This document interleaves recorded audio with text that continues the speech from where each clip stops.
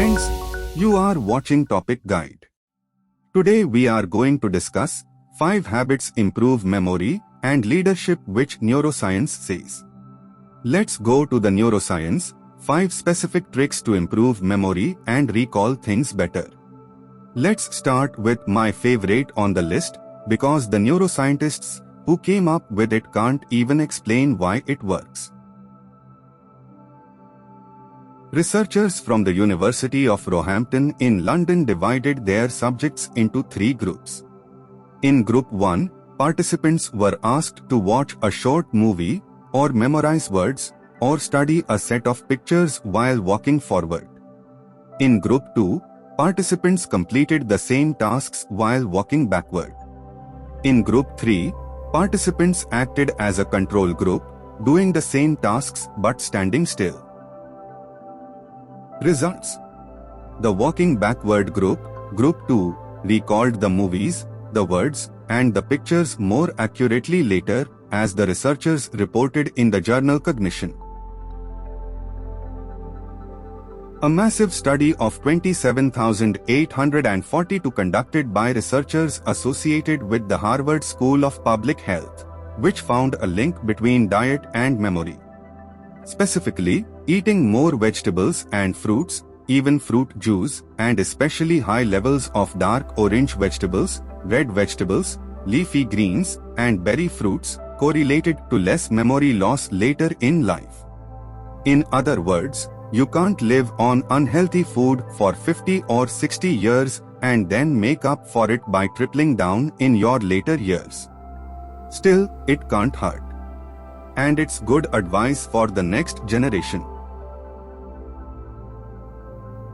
A laboratory study out of Michigan State University determined that working in an environment with dim lighting can change the brain's structure and hurt one's ability to remember and learn.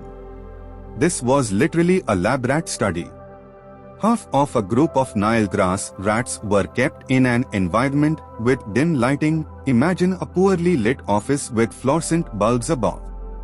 The other half of the group of rats lived in an environment with much brighter lighting.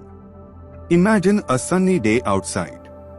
In the end, the rats in the dim light lost about 30% of capacity in the hippocampus, a critical brain region for learning and memory, and performed poorly on a spatial task they had trained on previously, according to the study. A 3-month study out of King's College London.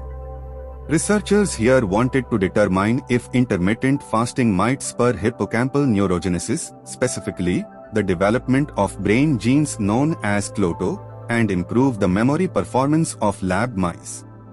So, 3 groups. A control group of mice who were treated and fed as always. A calorie-restricted group for which daily food intake was reduced by 10%. An intermittent fasting group, for which food was similarly reduced, but that were fed only every other day during the study. The results. The study found that the intermittent fasting group had improved long-term memory retention compared to the other groups, and also had upregulated CLOTO genes and neurogenesis. Neuroscientists at Trinity College in Dublin surmised recently in the journal Nature Reviews Neuroscience that forgetfulness has a lot more to do with inability to access memories, as opposed to whether the memories were still physically stored in the brain. And while that might seem like a distinction without a difference, these researchers say it might be a net positive. I know this might seem a bit self-referential, but the best advice here might simply be not to worry about normal memory loss. Instead, accept it as a normal, healthy part of brain function, but also shore up your important memories with checklists, calendars, and other tools. It just might turn out that forgetting things doesn't mean you are getting older or suffering memory loss. It might just mean that you have got a lot going on. Friends, thanks for watching this video.